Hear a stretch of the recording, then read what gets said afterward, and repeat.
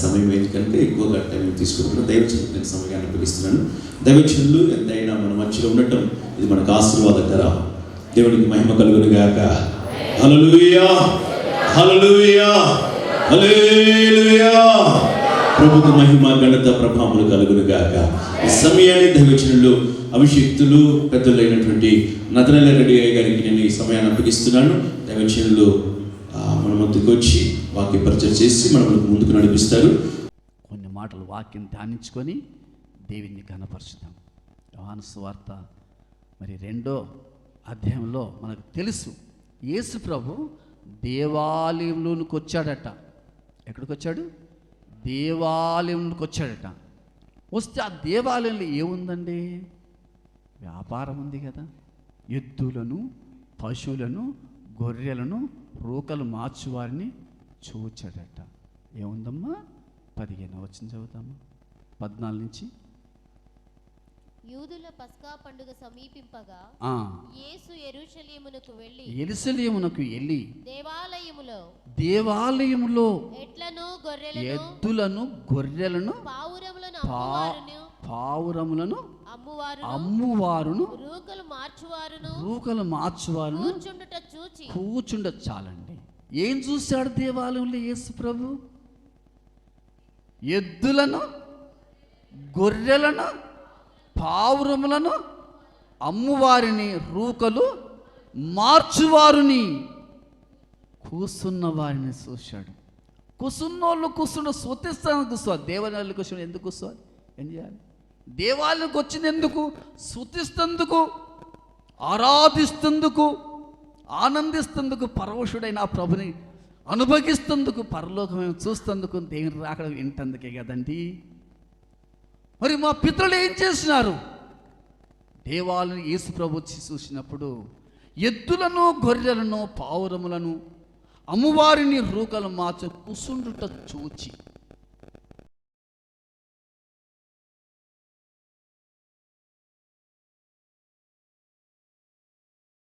అంటాడే, యెరూషలేము దేవాలయం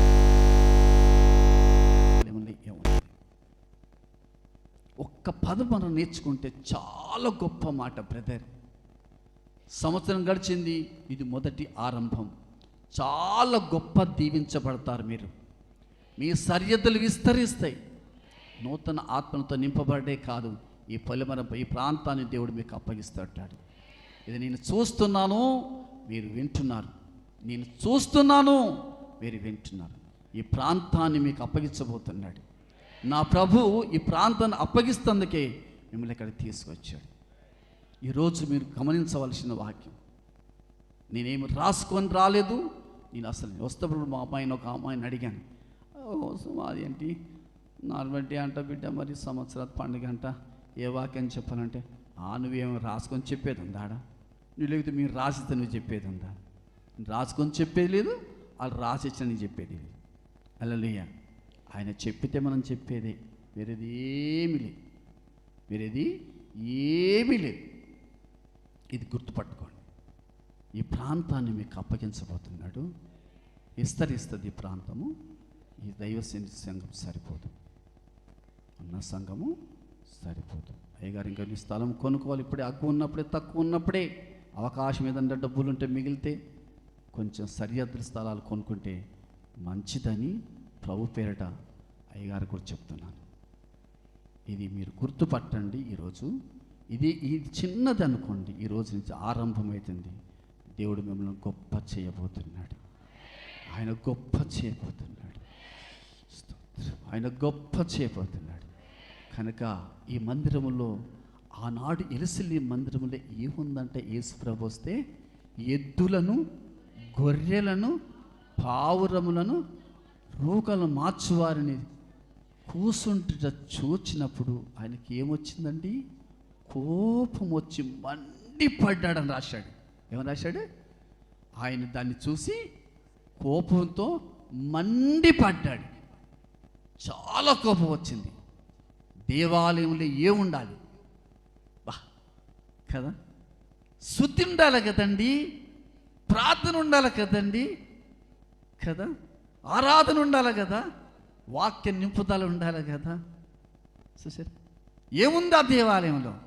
అయ్యా దేవాలయం పాడు చేశాడండి, యెరూషలేము పాడు చేయకపోతే ఏం చేస్తాడు? మరి పాడు చేస్తేందుకే వచ్చాడు ఆయన. అర్థమైంది కదా? అందుకని జాగ్రత్త, మనం జాగ్రత్తగా ఉండాలి. ఒక్కరోజు వాక్యం నా ముందుకు వస్తే దాన్ని విసర్జించుకున్నాను. చూశాడు ఆయన, విసర్జించుకుంటావు బిడ్డ, విసర్జించుకో. నేను పట్టుకొని ఎట్లా వాడుకోవాలో నాకు తెలుసు. పట్టుకున్నాడు, తెచ్చుకున్నాడు, ఈరోజు ఇక్కడ వాడుకుంటున్నాడు. హల్లెలూయా, హల్లెలూయా. ఇది మనుషుల వల్ల వచ్చేది కాదండి. దేని స్తోత్రం. మత్తయి సువార్త 21వ అధ్యాయంలో ఒక మాట ఉంది. 11వ వచనం, 21:11. జనసమూహము గలిలయలోని నజరేతు వాడని ప్రవక్త అయిన యేసు అని చెప్పిరి.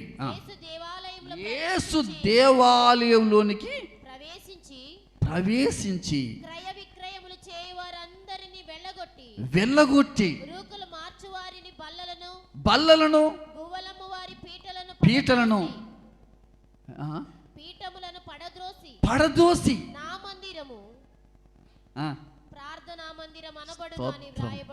హల్లెలూయా.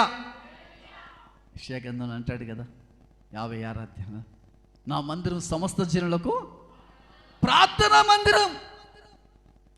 అది ప్రార్థనా మందిరం అండి. మీరు చేస్తున్న పని ఏంటి? ఏం చేసినట్టు? వారిని ఎల్లగొట్టి, వారి బల్లలు పడగొట్టి. ఏమి ఎల్లగొట్టాడు? వ్యర్థమైన దాన్ని ఎల్లగొట్టాడు. వారి బల్ల అధికారాన్ని పడగొట్టాడు. వ్యర్థమైంది ఉంచుకోవద్దు. ఈ లోక అధికార మనసు ఉంచుకోవద్దు. ప్రభు తప్ప ఇంకోటి ఉండకూడదు. నీ దేహము దేవిని, నీ ఆలయంలో ఏముండాలి? ఈ ఆలయంలో ఏముండాలి? ఏముండాలి నీ ఆలయంలో?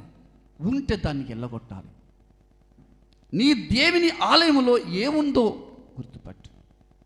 దాన్ని పడగొట్టడం ముందు ఎల్లగొట్టు, తర్వాత అధికారాన్ని పడగొట్టు. దేవుని మందిరంలో ఎవ్వరు అధికారులుగా ఉండకూడదు. దేవుని మందిరంలో ఎవరు వ్యర్థంగా ప్రవర్తించకూడదు. దేవుని స్తోత్రం. నాకెవ్వరు పెద్దలు లేరండి. ఎవరైనా పెద్ద మనిషి ఉన్నాడంటే ఆయన యేసు ప్రభువే. నాకు ఏ పెద్దలు లేరు, ఏ పెద్దలు నేను ఉంచుకోను. నాకు లేరు కూడా, అంతా సమానమే. దేవుని స్తోత్రం. మిమ్మల్ని ఎవరైనా పెద్ద మనుషులు ఉంటే నేను ఎవరిని తక్కువ చేస్తాను, క్షమించాలి అని నేను అంటే. నేను ఎందుకు చెప్తాను నేను ఈ మాట అంటే, పిల్లరా, ఆ మాట ఎలాంటిదంటే దాన్ని ఎల్లగొట్టాలంటున్నాడు కదా. ఆగరు దాసి దాని కుమార్ని ఎల్లగొట్టము అన్నట్టుగా దాన్ని ఎల్లగొట్టాడట. వాళ్ళని ఎల్లగొట్టి అధికార బల్లపీటలను పడదోసి నా మందిరము ప్రార్థనా మందిరమని అనబడునని రాయబడి ఉంది. దేని స్తోత్రం. మన మందిరాలలో ఏముండాలి కదా? ఒక మందిరంలో ఉంది. మా హైదరాబాద్ మహాపట్టులు పెద్ద ఉన్నాడు ఒక అన్న. నేను ఎవరిని క్రియను తక్కువ చేయను, వ్యాపారం చేయొద్దన్న యేసు చెప్పాడు. కానీ ఉన్న వ్యాపారం అంతా మా అన్న దగ్గరనే ఉంటుంది. ఉన్న వ్యాపారం అంతా మా అన్న దగ్గరనే ఉంటుంది. ఎవరి దగ్గర లేదు. మా అన్న దగ్గర వ్యాపారం ఉంటుంది. మీకు అర్థం కాకుండా ఈ భాష. ఏమో లైట్ వెలిగిందా అయ్యా? వెలిగిందా? మీ దగ్గర కూడా పెట్టాడుగా దీపం. స్తోత్రం. హల్లెలూయా. యేసు రక్తనిచ్చి ఇప్పుడు వెలిగింది అనుకుంటా సగం. హల్లెలూయా. వ్యాపారం పెట్టొద్దని దేవుడు చెప్తే బిర్యానీ పొట్టాలు కూడా పెట్టాడు మా అన్న. దేనికి స్తోత్రం. బిర్యానీ పొట్లాలు కూడా పెట్టాడండి. ఇక పెట్టంది ఏం లేదు. చేతుల కడాలు పెట్టాడు, దీనికి మెడ గొలుసులు పెట్టాడు, జడకు పిన్నిసులు పెట్టాడు, లబ్బాలు కూడా పెట్టాడు. ఇంతకన్నా ఇంకేం పెట్టాలన్నా? ఇంతకన్నా దేని మొదలు ఇంకేం పెట్టాలి? జడ లబ్బర్లతో సహా వదులుతాడు మా పెద్దన్న. దేనికి స్తోత్రం. ఇంకా మీకు అర్థం కాలేదు అనుకుంటున్నాను, కానీ అర్థమైంది అనుకుంటున్నాను కదా. నాకు పిల్లోడికి దగ్గర వాక్యం చెప్పిన షాపు నగలో వాక్యం చెప్పి వస్తే అంకుల్ ప్రైజ్ రాడని వచ్చాడు. ఈ కొత్తగా వచ్చిన ఎవడు రాని ప్రైజ్ రాడని చెప్పి చేయి పట్టుకుంటే పెద్ద లబ్బర్ కనపడుతుంది. ఒక ఈ చేతి కడ ఉంది, ఈ చేతికి లబ్బర్ ఉంది. ఏంటిరా ఇదనంటే దీనికి కూడా వాక్యం ఉందన్నాడు. నువ్వు ఆడి మనిషివా మగ మనిషివా అన్నాను. మగ మనిషిని అన్నాడు. మరి కడవేంటి లబ్బర్ ఏంది, ఆడలు పెట్టుకున్నావు గాజులు పెట్టుకుని నువ్వు పెట్టుకున్నావు అంటే వాక్యం పెట్టుకుని తప్ప ఇది కూడా శేషులే కొన్నా అన్నాడు. శేషులు లబ్బర్లు అమ్ముతారు వాడన్నా, నువ్వు అమ్ముకుంటే అమ్మటోడు అమ్మడా ఏమిస్తావు. ఇప్పుడు అర్థమైంది కదా, ఇప్పుడు అర్థమైంది అనుకుంటా, ఇప్పుడు అర్థమైంది అనుకుంటా. లబ్బర్లు అమ్మటోడు ఉండండి. దేవుని స్తోత్రం.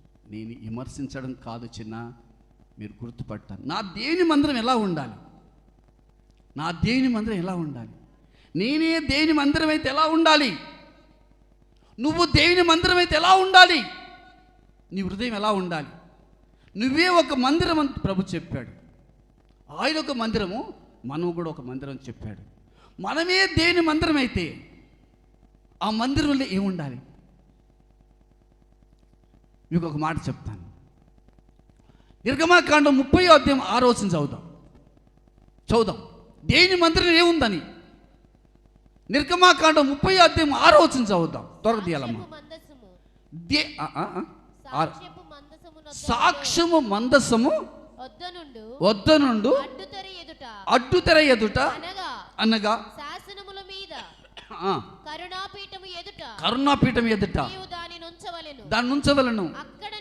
అక్కడ నేను నిన్ను కలుసుకొందును. ఆరోను ప్రతిదినం ఉదయమే దాని మీద పరిమళ ద్రవ్య ధూపము వేయవలెను. ఎక్కడండి ఇది? దేవుని మందిరములో, ప్రత్యక్ష గుడారములో. దేవుని మందిరంలో, ప్రత్యక్ష గుడారములో ఏమి ఉండాలి? దేవుని స్థానంలో ఏముండాలి? అయ్యా, నేను నిన్ను కలుసుకోవాలంటే నువ్వు ఎక్కడికి రావాలి? సాక్షి గుడారం దగ్గర రావాలి. ఏం చేయాలి నువ్వు? అక్కడ శాసనం గల బల్ల ఉందండి, అక్కడ కరుణాపీఠం ఉందండి, శరాబులు ఉన్నారండి. అక్కడికి రాని నేను నిన్ను కలుసుకుంటాను. ఏమండి, నా ప్రభు చెప్తున్నమాట. ఎక్కడ కలుసుకుంటాడంట? మందిరములో కలుసుకుంటాను అంటున్నాడు. ఏముంది మందిరంలో? శాసనము కలిగిన మందసం, కరుణాపీఠం కదా, శరాబ్ అక్కడండి, ప్రదీపం అక్కడండి, సన్నిధి రొట్టెలు అక్కడండి, దేవుని సన్నిధి అక్కడండి. అక్కడికి నువ్వు రా, నేను నిన్ను కలుసుకుంటాను కదా. 25వ అధ్యాయం 22వ వచనం చదివితే, నిర్గమాకాండం 25:22 చదివితే ఇది మోసేది చెప్తాడు. అక్కడ ఆరోనుతో చెప్తాడు, ఆరోనుతో చెప్తాడు. ఇక్కడ అక్కడ నేను నిన్ను కలుసుకొని కరుణాపీఠం నుండి శాసనముల పలకల నుండి 2 కెరూబుల మధ్యలో నుండి నేను ఇశ్రాయేలు నిమిత్తము నేను ఆజ్ఞాపించు సమస్తము నీకు ఒక మాట చెప్తాను చిన్న. ఎవరైనా సరే నా మందిరంలోకి వచ్చినప్పుడు నేను నిన్ను కలుసుకొని నీకు జరగబోయే సంగతులు చెప్తా. నువ్వు ఎక్కడికి రావాలి? మందిరంలోనికి రా, అక్కడ నేను కలుసుకుంటా. అక్కడ నేను కలుసుకుంటా అంటే మరి అక్కడికి వస్తే ఏముండాలి? ఏముంటే మందిరం అవుతుంది? శాసనం, కరుణాపీఠం, మందసం, బల్ల, రొట్టె, అబ్బోయ్, శరాబులు, దైవ సన్నిధి, అడ్డుతెర, ఇవన్నీ అక్కడ ఉన్నాయి. అక్కడికి రా, నేను ఇశ్రాయేలుతో నేను చేయబో సంగతి నీకు చెప్తా. నీతో మాట్లాడాలంటే నువ్వు అక్కడికి రా. ఎక్కడ కలుసుకుందాం కదా? కాలేజీ పిల్లలు అంటారు ఎక్కడ కలుసుకుందాం అంటే పార్కులో కలుసుకుందాం అంటాడు కదా. పెద్దలను అడిగితే ఎక్కడ కలుసుకున్నారు? హోటల్లో కలుసుకుందాం అంటారు. ఎక్కడ కలుసుకుందాం? ఏదో దగ్గర కలుసుకుందాం లేరా అంటే. రకరకాల ప్రజలు ఉన్నారు. కానీ క్రైస్తవునికి ఏం చెప్తున్నా తెలుసా? నువ్వు అక్కడికి రా, నా మందిరంలోనికి రా, నేను కలుసుకుని నీకు ఏమి కావాలో అక్కడ తెలియపరుస్తా. హల్లెలూయా. దేవుని మందిరంలోకి వచ్చిన వాడు, దేవుడు కలుసుకున్నవాడు ఎలా ఉంటాడో తెలుసా అండి? మళ్ళీ ఎప్పుడు వెనకకి తిరిగాడు. ఎప్పుడు ఆయనకు తెలియదు. ఇప్పుడు నన్ను తిప్పితే తిరుగుతానా? అయ్యగారిని చెప్తే తిరుగుతారా? తిరిగారు. ఎందుకు తిరిగారండి? ఆ రుచి ఏందో తెలిసిపోయింది, ఆ అనుభవం ఏందో మాకు అర్థమైపోయింది. చూసారా, మన పెద్దలు ఈ పార్టీ మార్చొచ్చు, ఆ పార్టీ మార్చొచ్చు, నువ్వు ఏ పార్టీ మారుస్తా? నీకు అది అవకాశం లేదు. ఒక్కటే అన్న, ఒక్కటే, ఆ మార్గం ఒక్కటే. దేవుని మందిరంలోనికి రా. మోసేకి చెప్పాడు అదే మాట, ఆరోనుకి చెప్పాడు అదే మాట. మందిరంలోనికి రండి, నేను అక్కడ వీళ్ళ కలుసుకుంటాను, మీరు చేయవలసిన పనులు ఏందో నేను తెలియపరుస్తానయ్యా, రండి అన్నాడు. ఒకరోజు ఆయనే వచ్చాడు. వస్తే ఆ దేవాలయంలో వీళ్ళు వస్తలేరు మందిరాన్ని అనుకుండేమో, ఆయనే వచ్చి చూస్తే ఆ మందిరంలో ఏముందండి? వ్యాపారం ఉంది. ఎద్దులు, గొర్రెలు, గువ్వలు, పాయిరాలు. బాబోయ్, ఇంకా చిటిక పట్టినాలు అమ్మలేదు నాయన. స్తోత్రం స్తోత్రం స్తోత్రం ప్రభా. ఎంత గొప్ప దేవుడండి, ఎంత గొప్ప దేవుడండి. అక్కడ చూస్తే వాళ్ళందరినీ ఎల్లగొట్టి, పడగొట్టి, ప్రార్థనా మందిరమని అనబడును. తర్వాత కింద మత్తయి సువార్త 21 కింద చదువు. అనబడును, అయితే మీరు దానిని, ఏం మాట అండి, అది ప్రార్థనా మందిరం అండి, కానీ దాన్ని మీరు ఏం చేశారంట కదండి? మిషనరీలు వచ్చి ఇక్కడ ప్రదేశాలు కొనిపెడితే, స్తోత్రం హల్లెలూయా, అది నేను వాడకూడదు ఇక, దేనికి స్తోత్రం. ఏం చేస్తున్నారు? ఇశ్రాయేలుతో అంటున్నాడు, ఇది నా ప్రార్థనా మందిరం అండి, కానీ మీరు దాన్ని ఏం చేశారు? ఏ గృహం అండి? దొంగల గృహం అంట బాబోయే, దొంగల గృహం అంట బాబు. దేవుని మందిరం యేసు ప్రభు వచ్చినాక కూడా అది దొంగల గృహముగా ఉందంట. నాశనకరమైన దొంగ ఊబి కదా. దొంగలు ఎవరు తప్పించుకోలేరు,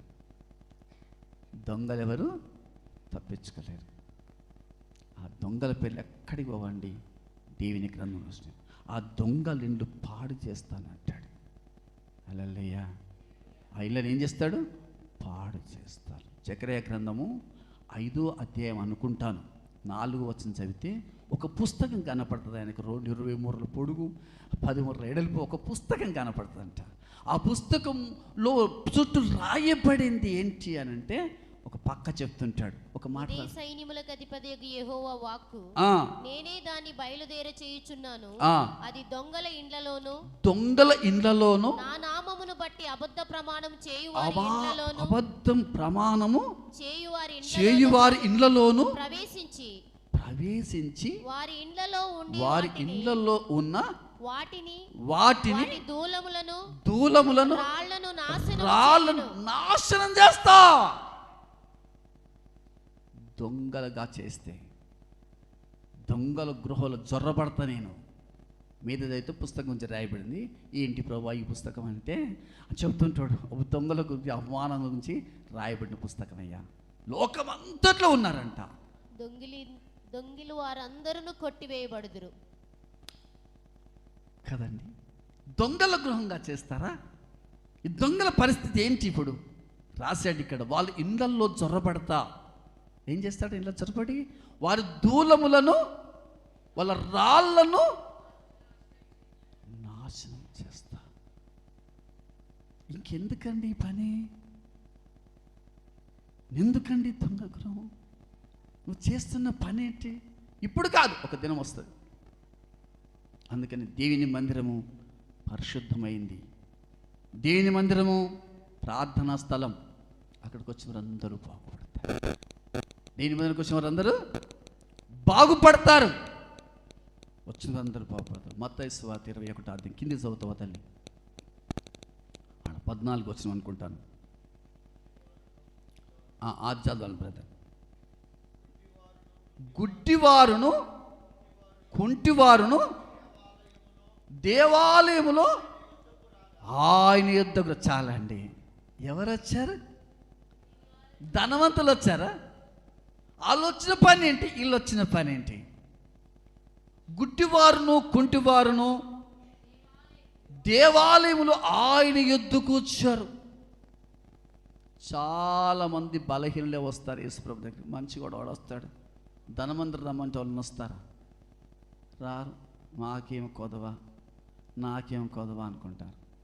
రోగం పుట్టిస్తే వాళ్ళు వచ్చేస్తారు. ప్రభా కొద్దిగా బాగు చేయయ్యా, ఏకిరా చర్చికి రా అయ్యా, బాగుపడతాను. సరేనయ్యా, ఎప్పుడు రావాలయ్యా? 10 గంటలకయ్యేమో ఆరాధన. సరే అప్పుడే వస్తాను. ఏమంటారే? ఎప్పుడు వస్తారమ్మా? అంతే కదండి. కాళ్ళు పోయినాక చేతులు పోయినాక నేను ఎందుకు వచ్చాను? మంచిగా ఉంటే వస్తుంటున్నా. 2 కాళ్ళు నరికేసినా నేను రాకపోతుంటే దేనికి స్తోత్రం. 2 చేతులు నరికేసి రాకపోతుంది. పక్క ఏ కాళ్ళు నరకలే, చేతులు నరకలే, ఆయనకేం బుద్ధో. కళ్ళకు బట్ట కట్టి వదిలిపెట్టాడు. ఏమనలే నన్ను, నిన్ను ఏమన్నా చేసేది చేస్తా అంతే. ఏం చేసావు ప్రభు అంటే 2 కళ్ళకు బట్ట కట్టాను, వెళ్ళిపోమన్నాను. ఎక్కడికన్నా అది కనపడేది కాదు, కట్టి పెట్టాను అంతే. వెళ్ళిపో అన్నాడు. డాక్టర్ల వర్షం అయితే లేదు, మంత్రుల వర్షం అయితే లేదు, మనుషుల వర్షం అయితే లేదు, పెద్దల వర్షం అయితే ఎవరి వర్షం అయితే లేదు. మరి ఏం వర్షం అయితే రాడు, నా దగ్గరికి వస్తే వర్షం. ఎక్కడికి వచ్చి? దేవాలయానికి రా. ఎవరు వచ్చారు? గుడ్డివారు కుంటివారు దేవాలయం రాగా ఆయన వారిని వాళ్ళని వెళ్ళగొట్టాడు. నేను బాగు చేశాడండి. వాళ్ళని వెళ్ళగొట్టాడు, పడదోశాడు, పా అన్నాడు. వీళ్ళు రాగానే బాగు చేశాడండి. పక్షపాతం అండి. వీళ్ళేమో ప్రభు దగ్గరికి బతిలాడుకుంటూ వచ్చారు, వాళ్ళేమో వ్యాపారం కోసం వచ్చారు. వీళ్ళేమో బాగు చేస్తుందుకు వచ్చినారు, వాళ్ళేమో వ్యాపారం కోసం వచ్చారు. వ్యాపారం కోసం మందిరం రావద్దండి. మందిరంలోనికి లబ్ధి కోసం యేసు ప్రభు నమ్ముకోవద్దు, రక్షణ కోసం నమ్ముకో. పాప క్షమాపణకు నమ్ముకో, నిత్య జీవం కోసం నమ్ముకో. దేవుని యొద్దకు వచ్చేవాడు ఎలా ఉండాలి తెలుసా అండి? నా పాపం క్షమిస్తాడని, నన్ను పరిశుద్ధపరుస్తాడని, నేను రాజ్యం సదాకాలం ఉంటానని, ఆయన మహిమ నమ్మకిస్తానని, ఆయనతో ఉంటానన్న నిరీక్షణతో ఆయన దగ్గర రావాలి. నా వ్యాపారం దీవిస్తానని వచ్చాను, అది కూడా కుదరదు. ఇల్లు కట్టుకుంటే పెద్దగా అవుతానండి, ప్లాట్ల బేరం చేస్తే వస్తాననుకున్నాను, అది కూడా కుదరలేదు. నా దగ్గర ఒక బ్రదర్ ఉన్నాడు, అయ్యగారు నా కోసం ప్రార్థన చేయండి కదా, ప్లాట్ల బిజినెస్ ఎంత లాభం వచ్చినా అంత చర్చికే ఇస్తా. వద్దు, ఎంత వచ్చినా అంత చర్చికే వద్దు. అట్టెందుకు వద్దామంటారంటే, నేను ఇస్తాను, నువ్వు వచ్చినా వద్దు బాబు. ఈ దానములు ఎవరికన్నా చేసుకో. అబద్ధమాడిన దానము మందిరంలోకి తీసుకురాకు. ఇది దేవుని మందిరము, అది ప్రభు ఆలయం, ఇది పరిశుద్ధమైంది, ఇక్కడ దేవుడు ఉంటాడు అని చెప్పాను. అట్నే వ్యాపారం చేశాడు. ఆయన కూడా సగం పాస్టరే, సగం ఉంటాడు, వ్యాపారం చేశాడు. ఒకరోజు ఏమైతే ఏమో తెలియదు, ఆ కాలనీలో వచ్చారు, జుట్టు పట్టుకుని మెత్తగా కొట్టారు. కొట్టిన తర్వాత ఫోన్ చేశాడు, అయ్యగా నాకు కోసం ప్రాంతం ఏమైందనన్నా, ఏడ్చుకుంటూ చేస్తాడు. ఏమైందని అంటే, ఈ కాలనీలు కొట్టారు అన్నాడు కదా. కాలనీలు ఎందుకు కొట్టారంటే, ప్లాటు అబద్ధమాడి అమ్మినా, అందుకే కొట్టారు. మంచిం నయ్యం హైదరాబాద్లో కొట్టి వదిలిపెట్టారు. నువ్వు ధన్యుడవురా, తీసేస్తారు. కొట్టి వదిలిపెట్టాడు, నువ్వు ధన్యుడు. కర్ణాకర్ కుమార్ అంటే అట్టెందుకు అంటావు, నీ నోటించు అంటావు. నా నోటించలే అనవలసిందన్న. నేను అబద్ధం చెప్పాను. నువ్వు సగము పరిచర్య చేస్తున్నావు, మంచిది, నీకు ఒక ఉద్యోగం ఇచ్చాడు, మంచిది, వ్యాపారం చేయకరా. ఇది అబద్ధం ఆడే పని. అది అబద్ధం ఆడితేనే అది లాభం. నిజం ఎవడు అమ్ముతాడు? అయ్యగారు నేను 10,000కి ప్లాట్ కొన్నాను, 11,000కి ప్లాట్ ఇస్తానంటే వాడు కొంటాడా? ఎవరు కొన్నారు? 15,000కి ప్లాట్ కొన్నాను, నీకైతే నా ఓడు అనుకుంటే మంచిగా అనిపిస్తే, నువ్వు నా ఓడవు కనుక 14,000 కన్నా ఇస్తాను. ఏం చేస్తావు మరి, మనోడు కదా. అబ్బా నువ్వు కొన్నది 10, దాన్ని తీసుకొచ్చి మొదలు ఇస్తా అంట. ఏరా బాబు, నా దేవుని మందిరానికి అసంటి పనిచేయ. నేను మందిరం కట్టానండి, నేను ఎవరిని అడగలేదు. అది చెప్పకూడదో చెప్పొద్దు కానీ అడగలేదు, చెయ్యి చాపలేదు.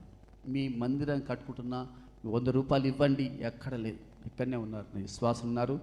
మొదటి నుంచి ఆ చిన్న చర్చి బునాది వేసిన కాంచి వెళ్ళి ఆ బ్రదర్ ఉన్నాడు, నా కారు నడిపించుకొచ్చిన ఆయనే మొదటి నుంచి ఆ లమ్మ విశ్వాసి అక్కడనే పనిచేశారు, అక్కడనే ఉంటారు. నా దేవుడు సమస్తం ఇస్తాడు.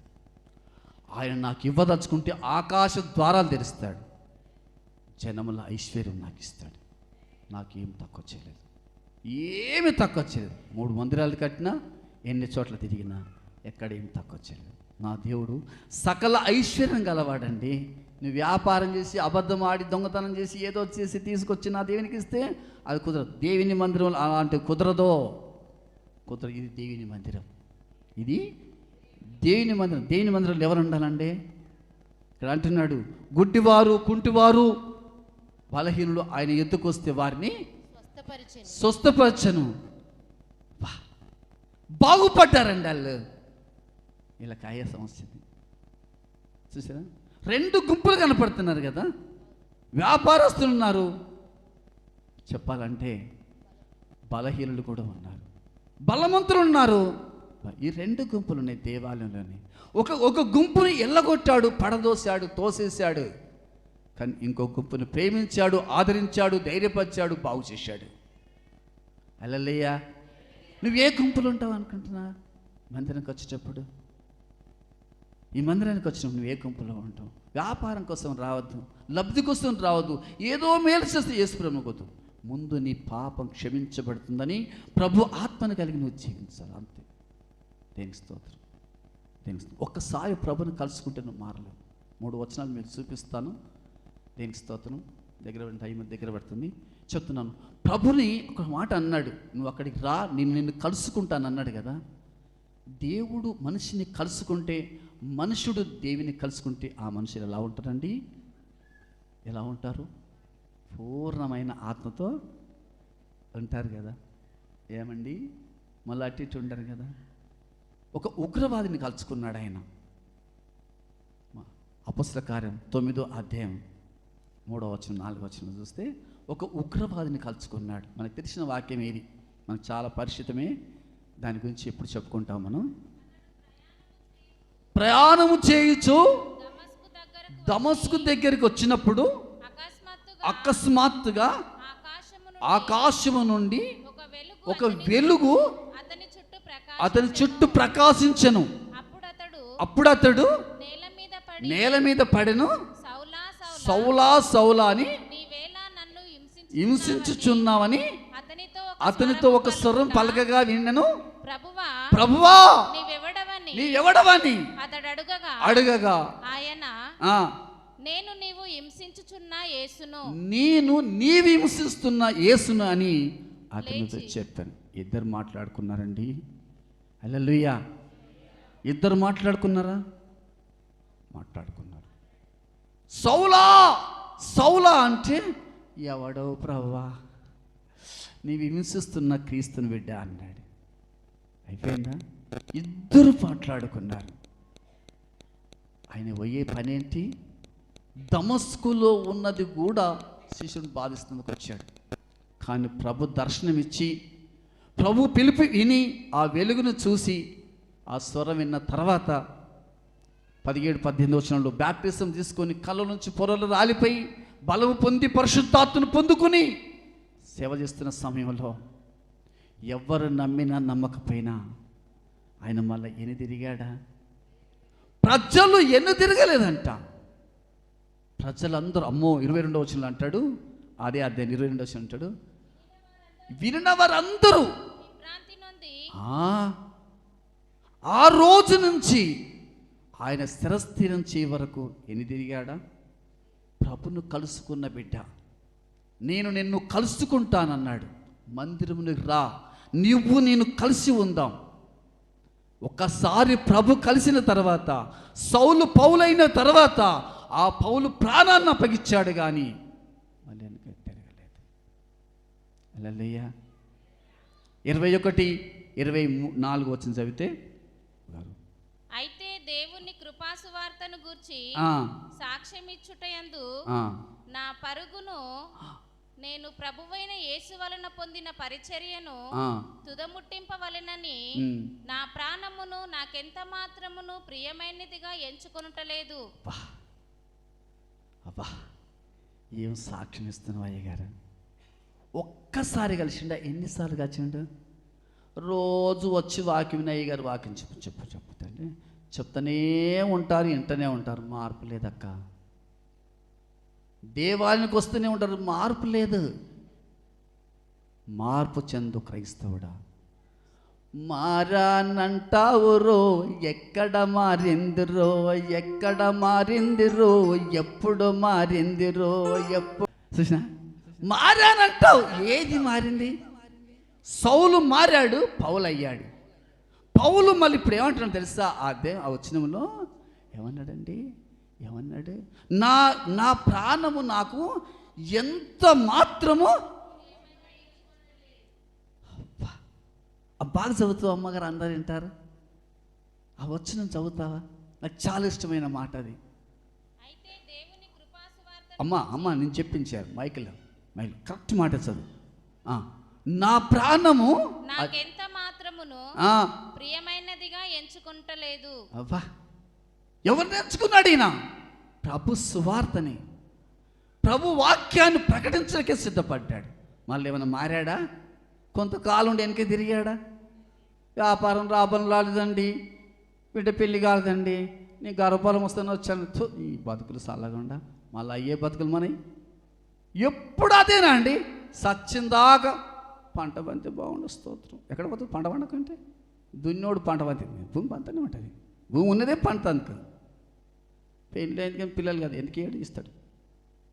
సంవత్సరం కాను సాక్ష్యాలు వద్దు, సంవత్సరం కాను బిడ్డకి గర్భఫలం వచ్చిందంటే స్తోత్రం. ఓకేక అదే అండి. ఒక్కసారి మారాడు, ఏమి అర్పించుకుంటున్నాడు? తన ప్రాణాన్ని తనకు ప్రియముగా ఎంచుకోలేదు. ఒక్కసారి దర్శించాడు, ఒక్కసారి మోసేని దర్శించాడు, అంతే. ఒక్కసారి పంపాడు, అంతే. ఐగుప్తు నుంచి బయటకు తీసుకొచ్చాడు. ఒక్కసారి పౌలును దర్శించాడు, కాదు అంతే. రక్షణ సువార్త ప్రకటించాడు. తన ప్రాణాన్ని కూడా తీపిగా ఎంచుకోకుండా ప్రకటిస్తున్నానండి. దేవాలయంలో అంత అనుభవం ఉంటుంది. నేను అనుభవించి చెప్తున్నాను. హల్లెలూయా చెప్పాలి, హల్లెలూయా. ఇంకొక చేద్దాం. యోహాను సువార్త 4వ అధ్యాయం. ఈ మాటలు కూడా మనకు తెలుసు. ఎవరేమే? సమరయ స్త్రీని ఎన్నిసార్లు కలుసుకున్నాడండి? ఒక్కసారి కలుసుకున్నాడు కదా, ఒక్కటేసారి కలుసుకున్నాడు. అమ్మా నీళ్ళు ఇస్తావు, అమ్మ తాగుతుంది, పోతుంది. లేదయ్యా, సరే అయ్యా నీకు జీవజలం ఇస్తానమ్మా, నువ్వు తాగమ్మా. అయ్యా తాళేది ఏం లేదు, తీస్తావయ్యా అంటే నేను ఇస్తానమ్మా. నేను ఇచ్చి ఆయన ఎన్నడూ తప్పుకోవడమ్మా అని చెప్పాడు. బాగుందయ్యా నీ మాట, అయితే నాకు ఏం లేయా అంటే మీ వాళ్ళని తీసుకురాండి అన్నదంట. అప్పటికి ఈమె ఏం చేసిందమ్మా? 5 కొంపలకి ఎసరు పెట్టింది, 6వ కొంప కూడా ఎసరు పెడుతుంది. హల్లెలూయా. ఆ జీవితంలో ఉన్న స్త్రీని ఒక్కసారి కలుసుకొని ప్రభు పంపిస్తే ఆమె జీవితంలో మళ్ళీ ఎప్పుడైనా ఏ స్థితిలోనైనా దిగజారి వెనక మళ్ళీపోయిందా? ఉందా వాక్యంలో? ప్రభు కలుసుకుంటాడు. అందుకే దేవాలయం రా, నిన్ను కలుస్తాడు, మార్పులు వస్తాయి. ఒక్కసారి కలిశాడు నా ప్రభు. మళ్ళీ ఎప్పుడు ఆమె జీవితంలో కొండ వదిలింది, విడిచింది, పోయింది, గ్రామానికి స్వార్థ ప్రకటించింది, అనేకులను ప్రభు ఎదుగు తీసుకొచ్చింది. రోజు వస్తున్నావు, ఎంతమంది తీసుకొస్తున్నావు? నేను నమ్ముకోవడం గొప్పతనం కాదు, నడిపించడం గొప్పతనం. నువ్వు నమ్ముకుంటే గొప్పతనం కాదు, ఆత్మను నడిపించడం గొప్పతనం. యేసు ప్రభుని తెలుసుకుంది సమరయ స్త్రీ, ఆగలేదు. యేసును తెలుసుకోండి అని చెప్పింది. ఎంతమందికి చెప్తాను? ఎంతమందికి తోలుకొస్తున్నారండి? అది మనలో ఉన్నది. అది ఒక్కటేసారి కలిసింది, గ్రామాన్ని కదిలించింది. ఈ ప్రాంతం మీకు ఇచ్చునుగాక. హల్లెలూయా, స్తోత్రం ప్రభువా. ఎంత గొప్ప దేవుడు చూడండి. ఒక్కసారి కలిసి ఆయన ప్రాణం కూడా లెక్క చేయకుండా ప్రపంచాన్ని కదిలించాడు. ఈమె ఒక్కసారి కలుసుకుంటే ఏమంటుందో తెలుసా? గ్రామాన్ని తీసుకొని వచ్చింది. మళ్ళీ ఎన్ను తిరగలేదు. నమ్ముకొని చాలామంది లోకంలో కలిసిపోతారే. ఏంటండి, ఏంటి ఆలోచన, ఏంటి తలంపు, మార్పు ఎందుకు రాలేదు అంటే వీళ్ళు గువ్వలు అమ్ముకుంటందుకు వచ్చారా? బల్లలు పడగొడుతందుకు వచ్చారా? ఎద్దులను గొర్రెలను వ్యాపారం చేసేందుకు వచ్చారా? ప్రార్థనకు వచ్చారా? బాగు చేయమని వచ్చారా? దేవుని మందిరానికి ఎందుకు వచ్చారు? వాళ్ళు వ్యాపారం చేసే వాళ్ళు వచ్చారు, గొర్రెలు అమ్ముకున్న వాళ్ళు వచ్చారు, లోకాలు మార్చుకున్న వాళ్ళు వచ్చారు, పావురాలు అమ్ముకున్న వాళ్ళు వచ్చారు. కానీ గుడ్డివారు, కుంటివారు, బలహీనులు, వ్యాధిగ్రస్తులు యేసయ్య బాగు చేస్తాడని వచ్చారు. వారు బాగుపడ్డారు. అనేకులను ప్రభు యొద్దకు నడిపించారు. హల్లెలూయా. ఒక్కసారి కలుసుకుంటే, దేవాలయంలో నువ్వు వస్తే ప్రభుని కలుసుకుంటే దేని స్తోత్రం. ఇంకొక ఆయన అంటాడు, లూకాసు 19వ అధ్యాయం, మనకు తెలిసిన మనిషి ఈయన కూడా. ఎవరైనా జక్కయ్య ధనవంతుడు కదండి, కానీ పాపి అయిన మనుషుడు కదా. ఒక్క మాట చెప్పాడు, జక్కయ్య త్వరగా దిగు, నేడు నేను నీ ఇంటిలో ఉండవలసి ఉంది అన్నాడు. ఏమన్నాడండి? ఏమన్నాడు? ఒక్కసారి రా, నీతో కలిసి ఉంటానన్నాడు.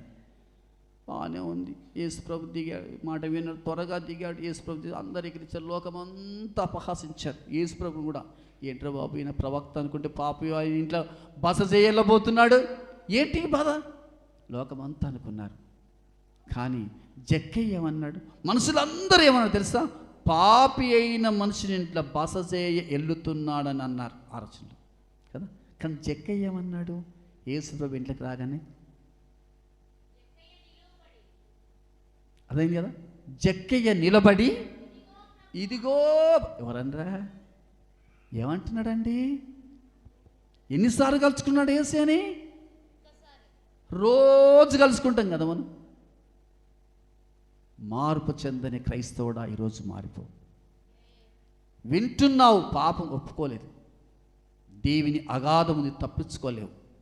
నేను కన్నులారా చూశాను, నేను చెప్తున్నాను, కనులారా చూశాను ఆ మహిమగల పట్టణాన్ని, కనులారా చూశాను ఆ నరకాన్ని.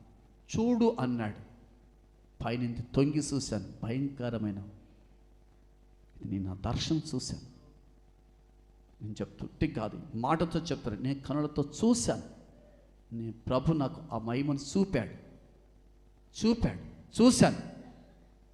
అది చూశాను, ఇది చూశాను, ఎటు పోతారని జనం బలపరచన్నాడు.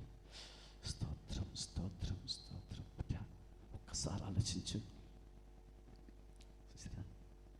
జక్కయ్య నిలబడి ఇదిగో ప్రభువా, నా ఆస్తిలో సగము బీదలకి ఇస్తున్నాను. నేనెవని యొద్దనైనను అన్యాయముగా తీసుకుంటే అతనికి 4 భాగాలు ఇస్తారంట. అన్నా 100 రూపాయలు ఉన్నాయి ఆయన దగ్గర, జక్కయ్య దగ్గర.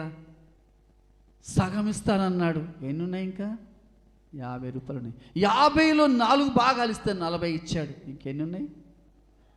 10వ భాగం. ఏమన్నా జక్కయ్య దగ్గర ఎంత ఉందండి?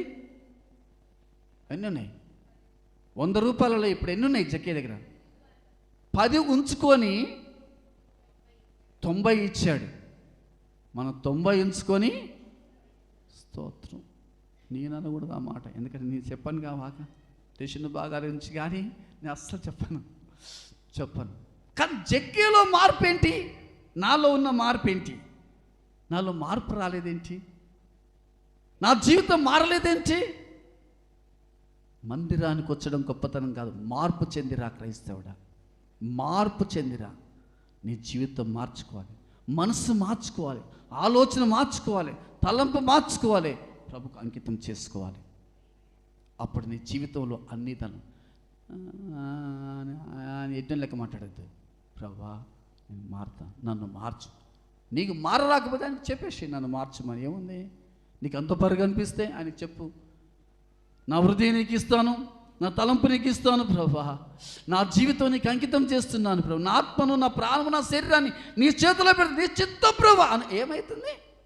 ఏమండి ఏమవుతుందండి? ఆయనకు చెప్పరాదు, ఒక దినం పట్టుకుంటాడు, నిన్ను పూర్తిగా మారుస్తాడు. పూర్తిగా ఆయన ఆధీనంలోకి వస్తావు.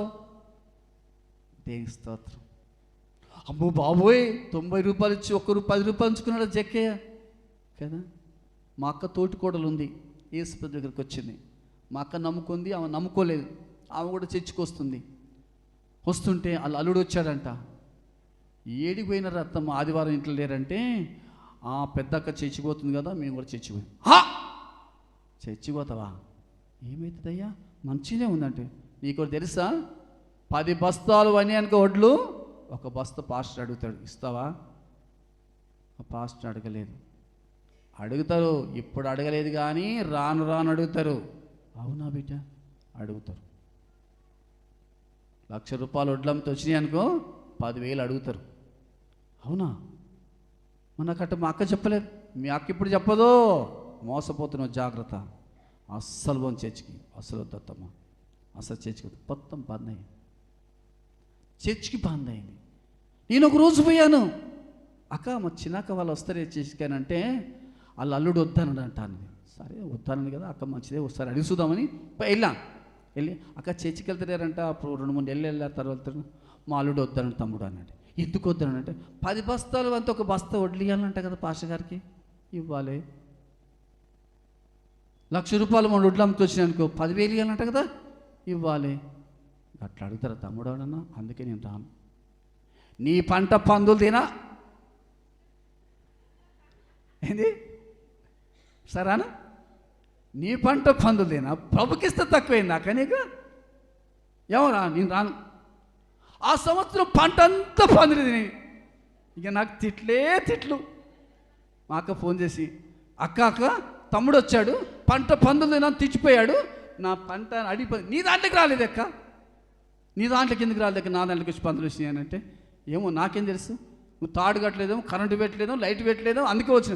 అన్నీ పెట్టానక్క, పందులు వచ్చి పంట సగం మాడి పెద్ద ఎకరం ఉంది అక్క, సగానికి ఎక్కువ తొక్కిపోయినాయి అక్క. అడవదంతా మంచిది, సగానికి తొక్కిపోయినాయి అక్క. నీ దాంట్లోకి రాలేదు, నా దాంట్లోకి వచ్చినాయి. ఇదేంటి? ఆడు వచ్చినోడు వచ్చిపోక వెంకరెడ్డి గాడు వచ్చినోడు పంట పందులు తిన్నా అన్నాడు. ఆ పందులన్నీ సినపడిందండి. దేనికి స్తోత్రం. మరోసారి పోతే అంటది, ఒరే నువ్వు వచ్చేవన్నా పందులు తినన్నావు. మరి ప్రభు దగ్గరికి పోతే ఏమవుతుంది అక్క, పందులు పట్టుదని నీకు బాధ అనిపించింది అని అంటే, మరి పందులు తినా నువ్వెందుకన్నా? నీ అట్నే అంట, మళ్ళీ కూడా అంట, నువ్వు ప్రభు దగ్గరికి పోతే నీ పంట పందులు తినే అన్న. ఎట్నే అన్న, ఎందుకు క్లోజ్గా ఉంటావు అన్నమాట. బయటలో నేనెందుకు అంటాను కానీ, సొంతం అక్క తోటికోడలు కనుక చిన్నప్పటి నుంచి ఆమె చేతి కింద ఎదిగాను. వాళ్ళు పెద్దోళ్ళు, నా వయసు పెద్దోళ్ళు, ఆ కొడుకులు కూతులు పెద్దోళ్ళు అయిపోయారు. అడిగాను అని అంటే, ఒరే అక్క అన్నది నీ నోటించి మాట రావద్దంటారు. తిరుమయ్యగా నా మాట అనుకురండి. ప్రతి సంవత్సరం పందులేదేంటి ఆ పంట. ఇప్పుడు కూడా పందులు తిండి, ఇప్పుడు కూడా పండుగ తిండి. ఈ సంవత్సరం, మొన్న సంవత్సరం కూడా పందులు తిని. నిన్న వచ్చి చెప్తుందంట, మొన్న వచ్చి చెప్తున్నాడు, తమ్ముడు వచ్చిపోయిందంట కదా నిన్న. వచ్చిపోయిండు. మరి వచ్చిపోతే ప్రార్థన చేయించినాం అక్క అంటే, మా పొలం కాడ ప్రార్థన చేయించిన. అయ్యో మా పొలం కాడ చేయించద్దా? చేయించదా? ప్రతి సంవత్సరం పంటే పందులు తింటున్నాయి అక్క. సగం వాడికి ఎక్కువ ఖరాబు చేస్తున్నాయి ఈ పందులు. పాడుగా ఆడేమన్నాడో ఈడేమన్నాడో అవి వచ్చేసింది. నేను స్తోత్రం. అక్క నీ దేవునికి ఇస్తాను కదా అక్క, దేవునికి వద్దరికి వస్తే మీ అల్లుడు చెప్పాడు కదా, ఇప్పుడు పందులు తింటున్నాయి ఏమంటావు అక్క? చెప్పక్క. ఏమరా మా అల్లుడు వద్దని నేను బందైనా పంట ఇస్తాను. దేవునికి స్తోత్రం. 5 లక్షల అప్పు అయిందంట. భర్త ఉన్నాడు, కొడుకున్నాడు, పంట వంతుంది, పొలం అంతుంది, అన్ని బాగా. 5 లక్షల అప్పు అయిందంట. ఏమైందంట? 5 లక్షల అప్పు అయిందిరా, అప్పు తీర్చలేకపోతున్నాడు, ఏం పని చేస్తుండే ఏమో అని తిడుతుంది. నేను స్తోత్రం. మా అక్క భర్త చచ్చిపోయాడు, పిల్లోడు కాలేజీలు పడిపోయి, ఆ మందు తాగి తేడ వస్తే పడిపోయాడు. అక్కొక్కతే 6 ఎకరాల పొలం నాటు పెడుతుంది, లక్షలు సంపాదిస్తుంది. ఆడి మనిషి చేస్తేనేమో పైకి ఎక్కుతుంది సంసారం. ఈ మగ మనుషులు ఇద్దరు, నేను నా కూడా 4 పోరాడినా. ఈ పంట అడుగు అడుగుతుంది, ఇది ఏం బాధనే, ఏం కథనం? ఏం లేదక్క, యేసు ప్రభు దగ్గరికి వాక్క. మొగోళ్ళు చేసిన ఆడోళ్ళు చేసిన అదే పంట. కానీ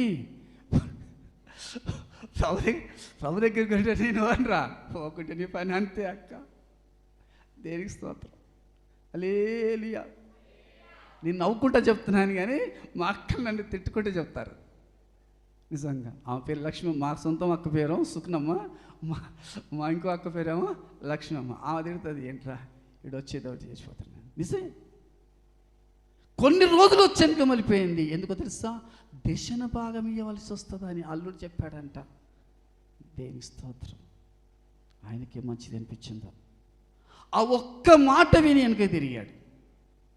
మా అన్న ఉంటాడు, మా పెద్దన్న యేసుప్రభుని నమ్ముకుంటానన్నాడు. బ్యాప్టిస్ట్ని బట్టలు తెచ్చుకున్నాడు. రేపు బ్యాప్టిస్ట్ని తీసుకుని రావాలి.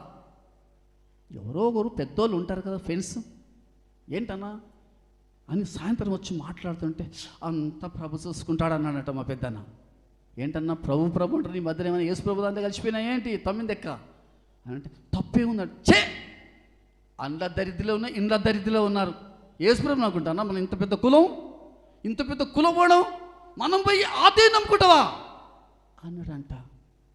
వద్దా, వద్దు అస్సలు, రేపు బ్యాప్టిజం తీసుకుంటున్నా, అస్సలు వద్దన్నా. నువ్వేమని అనుకో, అస్సలు వద్దు. ఎందుకంటే క్రైస్తవులు దరిద్రులు లేరా, క్రైస్తవులు పేదలు లేరా, క్రైస్తవులు అప్పులు చేసిన లేరా, క్రైస్తవులు రోగాలు లేవా, నీకెందుకు క్రైస్తత్వం అన్నాడంట. మా అన్న అన్నాడు, తెల్లారి ఫోన్ చేసి, అన్న వస్తున్నావా అంటే, రానరా, అందరూ అన్న కూడా పేదోళ్ళు రాటగా అంటే, ఈయన ఎందుకు వస్తున్నాడు, ధనవంతుడు కానన్నా, నీ ఉద్యోగం చల్లగుండా అన్న అంతే, నీ కులం చల్లగుండా అన్న అంతే. ఏమైందో తెలియదు, నెల రోపు కాకముందుకి ఆ ఉద్యోగం పోయింది. దొంగతనం ఏం చేయలేము. మా అన్న సిటీకి నడిపిస్తాడు, బస్సు సిటీకి నడిపిస్తాడు, వస్తున్నాడు. ఒక్క టికెట్ కొట్టలేదు, లగేజ్కి ఒక టికెట్ కొట్టలేదంట అంతే. ఆ చిన్నది పట్టుకొని 3 సంవత్సరాలు సస్పెండ్. ఎల్లక పిల్లని చంపలే మా అన్న, చిన్న డ్యామేజ్ చేయాలి, మంచి మనసు, కానీ పోయింది. దేనికి స్తోత్రం, హల్లెలూయా. జరిగిందే తెలుసా, ఏంటిరా ఉద్యోగం పోయింది, ఇక రాదు, అది అంతే, ఇక రాదన్నా. ఎందుకు రాదురా, రాదు, నేను తప్పు చేసిన చిన్న కేసులు, అది వారంలో సార్ కొట్టేస్తాడు, ఇక రాదన్నా, రాదారంట, రాదు. ఒక మా వెంకటిగాడు అట్నే మాట్లాడతాడు. మా అన్న ప్రేమతో చిన్నప్పటి నుంచి వెంకటి అనేది, మా వెంకటిగాడు అట్నే మాట్లాడుతాడు, కాడ అంతే. ఇక రాలే, ఏమరా రాలేదు 3 సంవత్సరాలు రాలేదు. 3 సంవత్సరాల తర్వాత నాకు చెప్పకుండా మా ఇంటికి వచ్చాడు. వచ్చి మా ఇంట్లో చెప్పకుండా మా ఇంట్లో వండుకున్నాడు. నేను ఎవరో అనుకో లేపాను, లేపితే ఏందన్నా నేనే రా అన్నాడు. అయ్యో ఎప్పుడు వచ్చినా అన్న, ఇప్పుడే వచ్చిన, వచ్చి పండుకున్నాను రా మనసు మీద, మీరు లేరు, తలుపు దగ్గర వేసి బయటికి వెళ్ళిపోయారు, పండుకున్నా, నాకు ఒక కలవడ్డది రా అన్నాడు. ఏం కలవడ్డ, నేను పండుకున్నా, ఒక పెద్ద రాయి నా తల కింద ఉంది, దాన్ని తీసి నాటాను, సరిహద్దులు అట్లా అనిపించింది. ఏంట్రా ఈ కళ అన్నాడు. యాకోబు కళ నీకు దర్శనం వచ్చిందన్నా, ఇప్పుడైనా నమ్ముకుంటావురా అంటే, నేను ప్రభునైతే నమ్ముకోను కానీ నాకు ఉద్యోగం వస్తాడు ప్రాణం చేయరా. చూసిన కొడుకు పిచ్చోడు అయిపోయాడు, ఇప్పటికీ ఆనందం ఏం లేదు. చూసిన ప్రభు దగ్గరికి వచ్చాడు. ఇంకొక మంచి సాక్షి చెప్తాను. నేను ఒక పొలం కొనిచ్చాడు, మా అన్ననే కొనిచ్చాడు. మా పితరుల ఆస్తి కొంచెం ఉండే లాస్ట్ మూమెంట్లో కొంచెం మిగిలింది, దాన్ని అమ్మి కొంచెం అసలు ఒక స్థలం కొని దాని చుట్టూ కడీలు నాటి వచ్చాడు. చుట్టూ రాతి కడీలు నాటుతారు కదా హైదరాబాద్ నుంచి వచ్చిన వాళ్ళు, అట్లా కూడా మా అన్న నాటాడు, మా అన్ననే నాటిచ్చాడు. వచ్చాడు ఓ 2-3 నెలల తర్వాత నేను వెళ్ళాను. మా అన్న వెళ్ళి చూశాడు. మరి నీకు ఒక పొలం కొనిస్తే కొంచెం దానికి కడీలు నాటాను, రాతి కడీలు, అందులో కొంచెం 8 కడీలు పోయినాయిరా, దొంగలు ఎత్తుకుపోయారు అన్నాడు. అవునా అన్న, నాకు పొలం దర్శనం ఇచ్చిచ్చాడన్నా అన్నాను. అవునా దర్శనం ఇచ్చిచ్చాడేమో కానీ దొంగలు ఎత్తుకుపోయారు 8 కడీలు అన్నాడు. నేను మోకరించి, ప్రభా నువ్వు అది నాకు కళ్ళకి చూపించావు, కొనుక్కో మీ అన్నకి చెప్పన్నావు, చెప్పాను, మా అన్న కొన్నాడు, మా భార్య పేరు చేశాడు మంచిదే, నా పేరు చేశాడు మంచిదే, కానీ ఇప్పుడు ఏంటి కడీలు రాతికలు 8 పోయినాయి అంట అంటే, ఆయన అంటాడు, నువ్వు కళ్ళు కనపడిపడి ఎన్ని కడీలు దొంగతనం చేసినావు అన్నాడు. అర్థమైంది ఈ భాష? నువ్వు కళ్ళు కనపడేటప్పుడు ఎన్ని రాతి కడీలు దొంగతనం చేశావు నువ్వు అన్నాడు. ఎత్తి కొట్టుకుని కానీ ఎన్ని చేశాను ప్రభా, 4 చేశాను, ఇప్పుడు 8 పోయినాయి, తప్పే ఉంది అన్నాడు. హల్లెలూయా. అర్థమైందా? మా ఊరు హైదరాబాద్ నుంచి ఒక ఆయన వచ్చి 30 ఎకరాలు కొనుక్కున్నాడు మా పొలం పక్కల, రాతి కడీలు నాటాడు, మంచి బందోబస్తుగా నాటాడు ఆయన. నేను చూసి అనుకున్నాను, ఎడ్లకు దొడ్డికి ఒక నాడు కడీలు ఎత్తుకొస్తే బాగుంటుంది రాత్రి అనుకొని ఎడ్ల బండి కట్టుకొని పోయి రాత్రి నాడు కడీలు ఒక్కడిని పోయి దాన్ని ఉడదీసి బండి మీద వేసుకొని ఇంటికి వచ్చి తెల్లవరకు నాటుకొని ఎంత బుద్ధిమంతుని అయ్యాను. 4 ఎత్తుకొచ్చాను. కానీ కళ్ళు పోయినాక యేసు ప్రభుని నమ్ముకున్నాక ఈ 8 కడీలు సరిపోయి సిగ్గు అయిపోయింది నాకు. ఇక మళ్ళీ చెప్పాను, అన్న 8 కడీలు పోయినాయి కదా, ఇక ఒక్క రాతి కూడా పోదన్నా. ఎర్రా అది ఊరు పక్కల ఉందిరా, పోదన్నా. నేను దొంగతనం 4 చేశాను, 8 పోయినాయి, ఇక మళ్ళీ అంట ఆయన చెప్పానన్న. దేనికి స్తోత్రం, హల్లెలూయా. చూడండి నా దేవుని లెక్కలు ఎట్లా ఉంటాయా. మీకు నవ్వు వస్తుందేమో కానీ కొన్నిసార్లు ఇలాంటి మాట ఏంటి, చిన్నవి కూడా పట్టుకుంటాడు. అవును పట్టుకుంటాడు, చిన్నవి కూడా పట్టుకుంటాడు బిడ్డ. అర్థమైందా? ఏం కాదులే అనొద్దు నువ్వు, ఏమైతాదులే, ఏం కాదులే అవన్నీ వాడొద్దు. అమ్మో ప్రభు ఉన్నాడు రా బాబు, 4 తెచ్చుకుంటే 8 పోతాయి, జాగ్రత్త. దేనికి స్తోత్రం, హల్లెలూయా, హల్లెలూయా.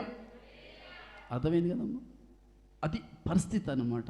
ఇప్పటికీ అదే సంగతి జరుగుతుంది, మీరు ఆలోచించండి. అందుకని ఒక్కసారి కలుసుకున్నాడు జక్కయ్య. మార్పు ఎంత వచ్చిందండి, మార్పు ఎంత వచ్చిందండి, పూర్తిగా మారాడు. మళ్ళీ ఎప్పుడైనా జక్కయ్య ఎవరి దగ్గరనైనా ఏదైనా తీసుకున్నట్టు అనిపించిందా? ఆయన పేరు ఎక్కడ కనపడుతుందా? ఎంత మార్పు, సంవత్సరం పుట్టింది ఈ సంఘం, ఎంత మార్పు, మనలో ఎంత మార్పు, ఇక ముందు ఎంత మారాలి. ఏది మార్పు, ఏది మార్పు? స్తోత్రము చేయడమేనా? మనసు మారదు, తలంపు మారదు, ఆలోచన మారదు, జీవితం మారదు, క్రియలు మారదు, ఏది మారదు. ఏది మారింది? ఒక్కసారి మోసేకు ఒక్కసారి కలిశాడు, అంతే, ఆయన జీవితం అంకితం చేసుకున్నాడు. జక్కయ్యకు ఒకసారి కలిశాడు, మారిపోయాడు. సమరయ స్త్రీ కలుసుకున్నాడు యేసు ప్రభు, మారిపోయింది. సౌలు మారాడు. ఏది మారింది? రోజు మందిరానికి వస్తారు, మార్పు లేదు. మార్పు పొందని క్రైస్తవుడా మార్పు పొందు, మార్పు చెందని క్రైస్తవుడా ఈరోజు మార్పు పొందు.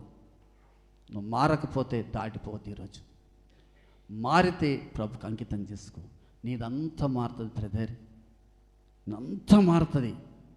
అయ్యో ఇది ఇంటే చాలా అనుకోవద్దు. దేవుడు ఆశీర్వదిస్తే ఐశ్వర్యం ఇస్తాడు, ఆకాశ ద్వారాలు తెస్తాడు.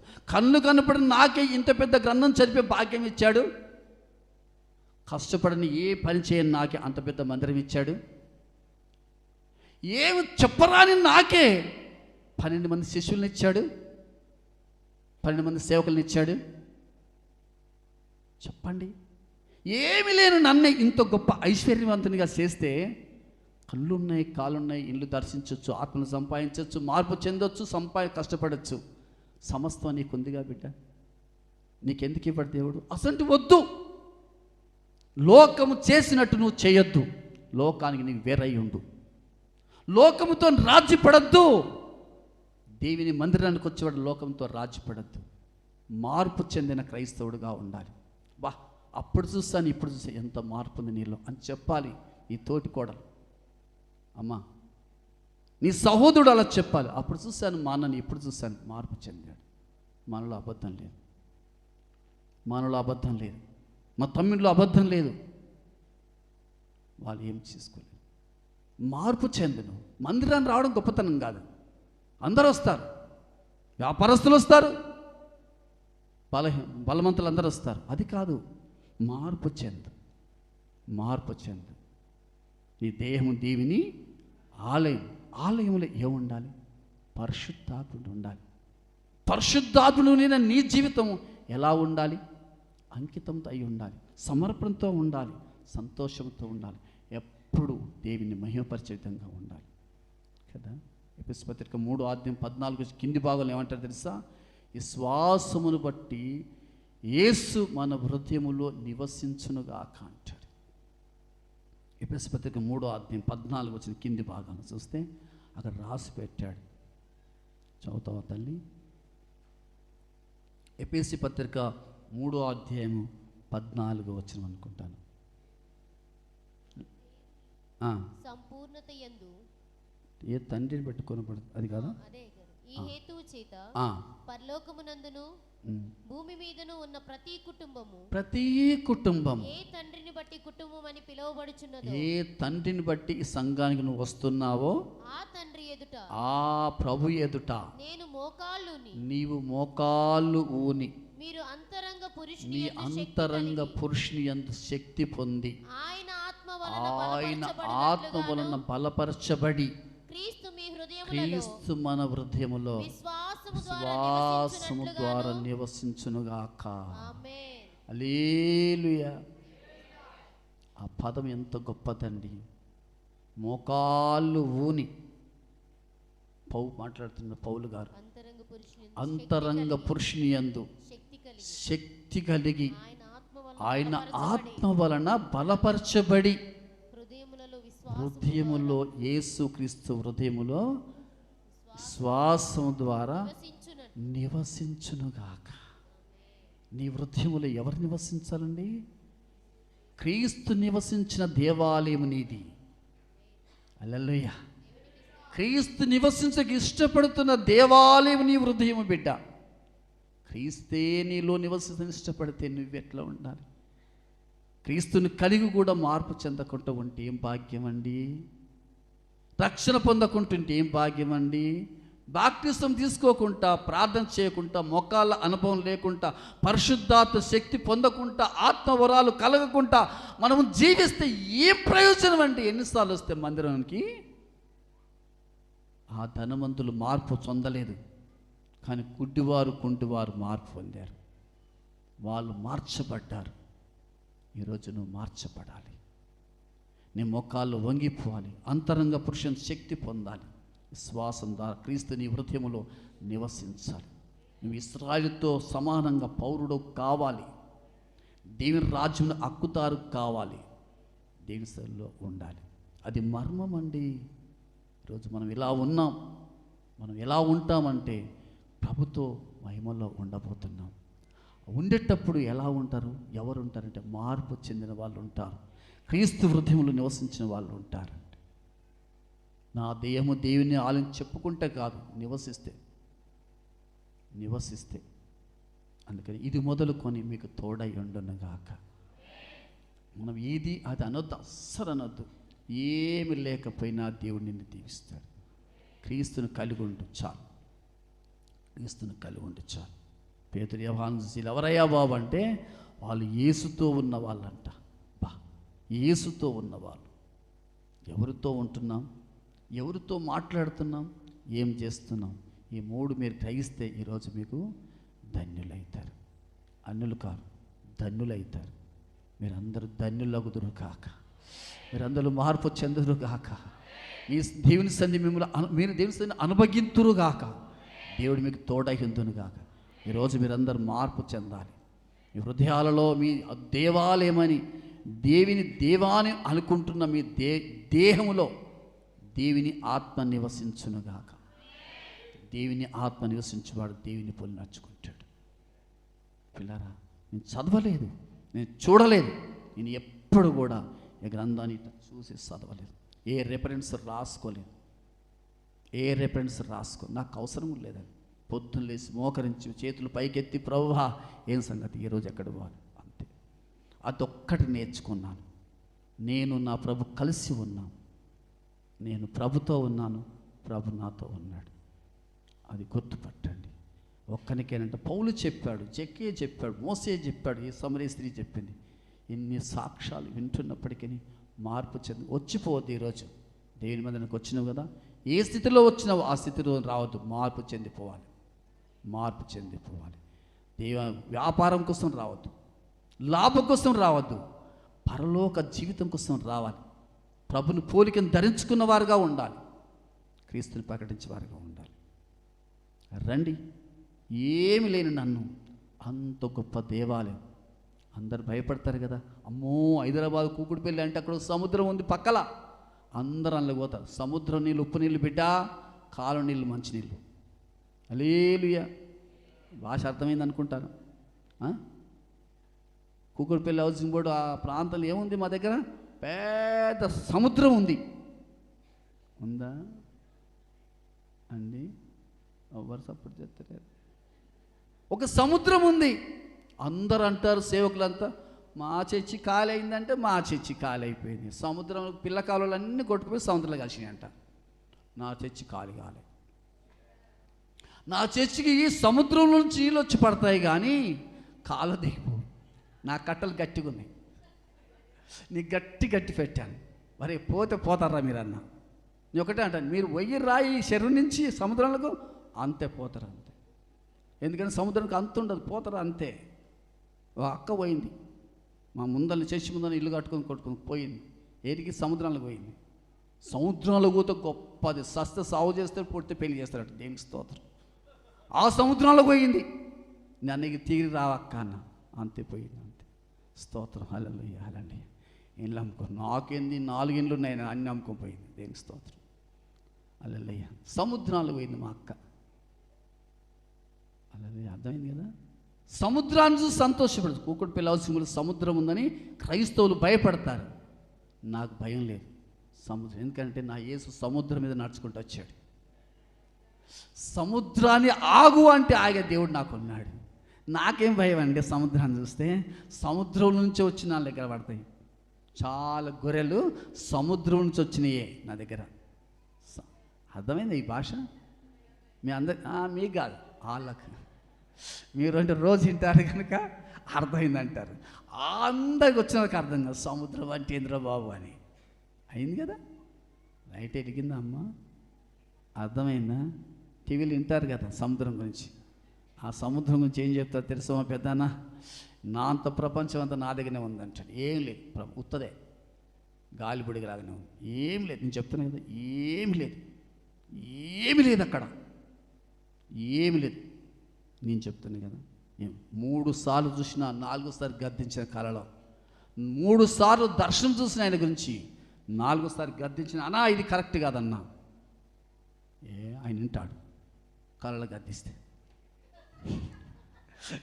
గద్దిస్తే ఆయన వింటాడు. ఇల్లే పోరా, నీ బతుకు నీకు, నా బతుకు నాకని. దేని స్తోత్రం. అది కాదన్నా.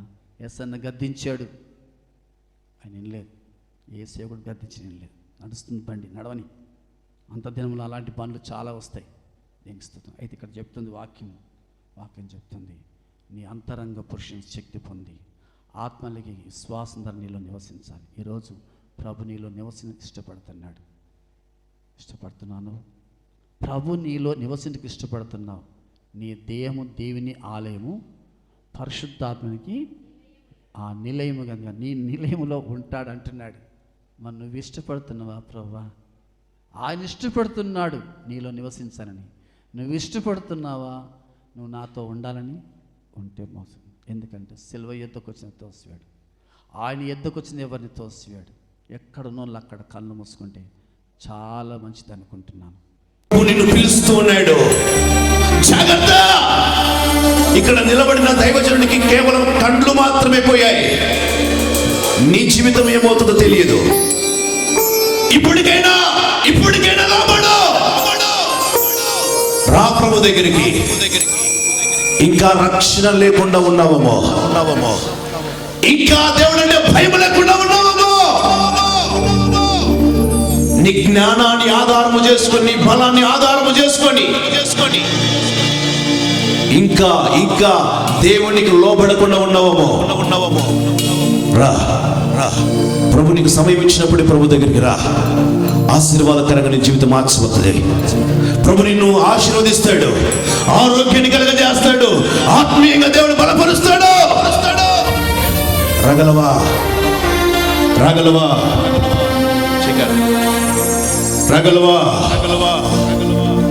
ప్రభు నిన్ను పిలుస్తున్నాడు. ప్రార్థన చేసుకుందా. ఒక తీర్మానం కలిగి ప్రభు సన్నిధానంలో ఉండు. నీకోసం ప్రార్థన చేస్తున్నా. రమేష్ గారు. మహోన్నతుడా, పరిశుద్ధుడు ఇటు మా దేవా, కృపగల మా తండ్రి, అద్భుతములు ఆశ్చర్య కార్యములు చేసేటువంటి దేవుడవని ఇంకొక పర్యాయం ఇక రాత్రి కాలంలో మీరు మాకు బయలుపరిచిన విధానాన్ని బట్టి మీకు వందనాలు. కీర్తన 136 4వ వచనం ద్వారా తండ్రి ప్రభా అనేకటి మర్మములు మీ యొక్క ఆశ్చర్యకారములు ఏమై ఉంటున్నాయో మాకు వివరిస్తూ వచ్చినట్టు విధానం బట్టి మీకు వందనాలు. నీ యొక్క దాసుడు వెంకటరెడ్డి గారిని నా దేవా నతానియల్ రెడ్డిగా మీరు మార్చిన విధానం బట్టి మీకు వందనాలు. తండ్రి ప్రభా తన యొక్క యవ్వన జీవితంలో తను నిన్ను నిర్లక్ష్యం చేసి నా దేవా నిన్ను తృణీకరించి తన యొక్క దారిలో తను వెళ్ళిపోయినప్పుడు తండ్రి ప్రభా ఒక దినమున మీరు తనను సంధించారు. తన యొక్క నా దేవా మరి జీవితంలో మార్పును మీరు తీసుకొని వచ్చారు అయ్యా. మరి ప్రత్యేకంగా ఈ యొక్క హిస్సోపు ప్రార్థన పెంతెకోస్తు ప్రార్థనా మందిరంలో చేరినటువంటి మా యొక్క ప్రియులు నా దేవా ఈ యొక్క ప్రథమ వార్షికోత్సవం సందర్భంగా ఇక్కడ చేరొచ్చినప్పుడు నా దేవా వారితో మీరు నాతో కూడా మీరు మాట్లాడుతూ వచ్చిన విధానాన్ని బట్టి మీకు వందనాలు. మీరు మార్పు చెందినటువంటి వారముగా మీరు కోరుకుంటున్నారు. మాలో మార్పు రావాలి. మా యొక్క మార్పు ఏమై ఉంటున్నదో అది మేము నా దేవా నీ ఎదుట ఉంచడానికి కావాల్సిన కృపను మెండుగా అనుగ్రహించండి తండ్రి. అనేకులు నా దేవా యొక్క సంవత్సరం అంతా మందిరానికి వస్తూనే ఉన్నారు. అయితే వారిలో మార్పు వచ్చిందా? ఇది అనేకులకు ప్రార్థనా మందిరముగా ఉంచబడింది, అనేకులకు రక్షణ గృహంగా ఉంచబడి ఉంటున్నది, అనేకులకు సువార్త ప్రకటించేటువంటి నా దేవా మరి స్థానముగా ఉంచబడి ఉంటున్నది, అనేకులను స్వస్థపరిచేటువంటి స్థలముగా ఉంటుండగా దేవా అందరిలో ఎంత మార్పు వచ్చిందో తండ్రి ప్రభా మీరే ఎరుగుదురు తండ్రి. ప్రత్యేకంగా ఈ యొక్క సమయంలో తండ్రి ప్రభా మా జీవితాల్లో మార్పును మీరు కోరుకుంటుండగా తండ్రి ప్రభా మార్పు చెందినటువంటి జీవితము ఆ దేవా మీరు మాకు అనుగ్రహించండి. మా యొక్క తప్పిదములను, మా యొక్క అపరాధములను, మా యొక్క నా దేవా మరి తిరుగుబోతనమును నా దేవా మా యొక్క తిరుగుబాటుతనాన్ని మా నుంచి పరిపూర్ణంగా మీరు తొలగించండి తండ్రి. మీ యొక్క స్వరానికి లోబడ్డానికి, నీ యొక్క వాక్యానికి లోబడ్డానికి నా దేవా మీరు మాకు నేర్పించవలసిందిగా ప్రార్థన చేస్తున్నాం. యవన కాలం మధ్య నా దేవా నీ యొక్క కార్యం మేము మోసేటువంటి వారిగా మీరు చేయండి. నిజంగా నా దేవా తన యొక్క జీవితంలో ఇంకా 10 సంవత్సరాల ముందే నా యొక్క కన్ను దృష్టి పోతే ఎంతో ధన్యునయ్యేవాడిని నేను నా దేవా తను ఆవేదన వ్యక్తపరుస్తున్నాడు. అలాగే నా దేవా మేము ఇంకా నా దేవా మా యొక్క జీవితంలో ముందే మిమ్మల్ని ఎరిగి వింటే ఎంతో లాభము, ఎంతో ఆత్మీయంగా ఆశీర్వాదం మేము పొందేటి వారుగా ఉంటున్నాం నా దేవా. మీ యొక్క మహిమార్థమై మీరు మమ్మల్ని సృష్టించిన దేవుడుగా ఉంటున్నారు. మీ యొక్క ఘనత నిమిత్తం మేము జీవించాలని మేము కోరుకుంటున్నారు అయ్యా. మాలో ఉన్నటువంటి బలహీనతలు మీరు ఎరుగుదురు. అయితే ప్రతి బలహీనత మీరు అనుగ్రహించింది మీ యొక్క నా దేవా అనుమతి లేకుండా మా యొక్క జీవితంలో ఏదీ జరగదు. అయితే సందర్భాన్ని నా దేవా మేము అన్వయించుకోవడానికి మీరు కృప చూపించండి. శృంగారం అనేటువంటి దేవాలయం వద్ద కూర్చుని ఆ యొక్క భిక్షకుడు నా దేవ లేవని నడిచేటువంటి వాడు కాదు. అయినను నా దేవా నీ యొక్క నామమున నా దేవా మరి స్వస్థపరచబడ్డప్పుడు లేచి నడిచి గంతులు వేస్తూ నేను స్తుతిస్తూ నా దేవా మార్పు చెందిన జీవితంతో నీ యొక్క మందిరంలోకి ప్రవేశించాడు అయ్యా. ఈ యొక్క హిస్సోపు పెంతెకోస్తు ప్రార్థనా మందిరంలో నా దేవా గత సంవత్సరం నుంచి వచ్చినటువంటి అనేకులు నా దేవా మార్పు చెందినటువంటి వారుగా, నేను స్తుతించేటువంటి వారుగా, నేను మహిమపరిచేటువంటి వారుగా, నేను ఘనపరిచేటువంటి వారుగా, నీ యొక్క నామం పెట్ట కృతజ్ఞతార్పణలు అర్పించేటువంటి వారుగా దేవా తమ యొక్క జీవితాలను మార్పు చెందినటువంటి వారుగా మీరు చేసి ఉంటున్నారని విశ్వసిస్తున్నాము తండ్రి. అలాంటి జీవితాన్ని మీరు మాకు అనుగ్రహించండి. అనుదినము మా యొక్క జీవితంలో ప్రతి విషయంలో కృతజ్ఞతాస్తుతులు చెల్లించేటువంటి వారుగా మీరు మమ్మల్ని సంసిద్ధపరచవలసిందిగా ప్రార్థన చేస్తున్నాము. ఇక రాత్రి కాలంలో కూడా నా దేవా తిరిగి మా యొక్క గృహాలకు వెళ్ళేటువంటి సమయంలో తండ్రి ప్రభా ఈ యొక్క తలంపును మా యొక్క హృదయంలో ఉంచుకోలాగిన మేము మార్పు చెందినటువంటి వారముగా ఉండాలని మీరు కోరుకుంటున్నారని ప్రతి నిమిషము ప్రతి దినము మా యొక్క జీవితంలో మార్పు చెందినటువంటి వారంగా ఉండి నిన్ను ఘనపరిచేటువంటి వారుగా మీరు చేయండి నా దేవా. మేము మార్పు చెంది చిన్న బిడ్డల వంటి వారమైతేనే తప్ప మేము పరలోక రాజ్యంలో ప్రవేశించలేమే. అలాగే తండ్రి ప్రభా మా యొక్క జీవితంలో భ్రష్టత్వాన్ని, మా యొక్క జీవితంలో దొంగతనాన్ని, మా యొక్క జీవితంలో వ్యభిచారాన్ని, మా యొక్క జీవితంలో అపవిత్రత కలిగి మేము మిమ్మల్ని కనపరచలేము. మమ్మల్ని మేము మోసపుచ్చుకునేటువంటి వారంగానే ఉంటాము. కాబట్టి నా దేవా ఇక రాత్రి కాలంలో మమ్మల్ని పరీక్షించుకోవడానికి, మమ్మల్ని మేము సరిచేసుకోవడానికి కావాల్సిన కృప చూపించండి. మార్పును మీరు అనుగ్రహించండి. అలనాడు జక్కయ్య యొక్క జీవితాన్ని మార్చినటువంటి దేవుడు అయ్యా. ఇక్కడ చేరొచ్చిన జనాంగంలో అనేకులు నా దేవా మరి నీ ద్వారా మార్పు చెందినటువంటి వారుగా ఉంటున్నారు అయ్యా. మార్చు తండ్రి, లోబడేటువంటి వారుగా చేయండి. ఇదిగో ఇతడును అబ్రహాము కుమారుడే, నేడి ఇంటికి రక్షణ వచ్చి ఉంటున్నది నా దేవా ఆ విధమైన రక్షణ కార్యం ప్రతి ఒక్కరి జీవితంలో మీరు అనుగ్రహించండి తండ్రి. నీ యొక్క పాత్రలుగా, నీ యొక్క సాధనులుగా మీరు వాడుకోనండి. నిజముగా తండ్రి, సౌలుగా ఉండి తండ్రి ప్రభా ఎంతో నష్టాన్ని తీసుకొచ్చినటువంటి సౌలును పౌలుగా మీరు మార్చారు. తన యొక్క జీవితం ద్వారా మీ యొక్క నామానికి మహిమ తెచ్చుకున్నారు. మా యొక్క గమనానికి ఈ యొక్క రాత్రికాలంలో తీసుకుని వచ్చారు. అయ్యా, మేము మీ యొక్క చిత్తాన్ని ఎరిగి, మీ యొక్క ఉద్దేశాన్ని ఎరిగి దాని ప్రభా మార్పు చెందిన జీవితంలో నా దేవా మేము మిమ్మల్ని ఘనపరిచేటువంటి వారుగా, మిమ్మల్ని సేవించేటువంటి వారుగా ఈ యొక్క రాత్రికాలంలో చేయండి. సమరయ స్త్రీని మా యొక్క గమనానికి తీసుకుని వచ్చారు. అనేకమైన స్త్రీలు మా యొక్క సహోదరులు నా దేవా వారి యొక్క జీవితంలో నా దేవా నేను ఘనపరిచేటువంటి వారుగా మీరు చేయండి. గ్రామాన్ని సైతం మార్చేటువంటి సామర్థ్యం కలిగి ఆ యొక్క స్త్రీగా తన ప్రభా నేటి దినమని ఇక్కడ చేరొచ్చిన ప్రతి మా యొక్క సహోదరి నా దేవా రానున్న దినాలు నీ యొక్క నామయమార్థమై నిన్ను సేవించేటువంటి సేవకురాలుగా మీరు సంసిద్ధపరచవలసిందిగా ప్రార్థన చేస్తున్నాం. తండ్రి కనికరించి కృప చూయించు. ఈ విధంగా నా దేవా మా యొక్క జీవితాలను మార్చండి. మార్పు చెందిన జీవితంలో ద్వారా తండ్రి మిమ్మల్ని మహిమపరిచేటువంటి వారుగా మమ్మల్ని చేయమని, మీ యొక్క కన్ను దృష్టి మా పైన ఉంచమని, మీ యొక్క పరిశుద్ధమైన రక్తాన్ని మా పైన కృపరించమని, ప్రతి క్షణము నా దేవా మమ్మల్ని పరిశుద్ధపరిచి మీరు కోరిన రీతిగా నేను పరిశుద్ధుడు కాబట్టి మీరు పరిశుద్ధులై ఉండని ఏ విధంగా అయితే సెలవిచ్చారో ఆ విధమైన పరిశుద్ధత కలిగి నా దేవా మిమ్మల్ని ఘనపరిచేటువంటి వారుగా, మిమ్మల్ని సేవించేటువంటి వారుగా మమ్మల్ని చేయవలసిందిగా ప్రార్థన చేస్తున్నాం. నీకు దాసు ప్రసన్నను బట్టి మీకు వందనాలు తండ్రి ప్రభా. మరి ఈ యొక్క ప్రథమ వార్షికోత్సవ సందర్భంగా దేవా నీకు దాసుని నా దేవా స్థిరపరుస్తూ వచ్చారు. నా దేవా తనను బలపరుస్తూ వచ్చారు. తన యొక్క హస్తములు బలపరుస్తూ వచ్చారు. తన యొక్క సాక్ష్యాన్ని కాపాడుకోవడానికి కావాల్సిన కృపను అనుగ్రహిస్తూ వచ్చారు. తను నీపైన ఆధారపడి ముందు కొనసాగడంలో నా దేవా మీరు నేర్పుతూ వచ్చిన ప్రతి పాఠమును బట్టి మీకు వందనాలు చెల్లించుకుంటున్నాను తండ్రి.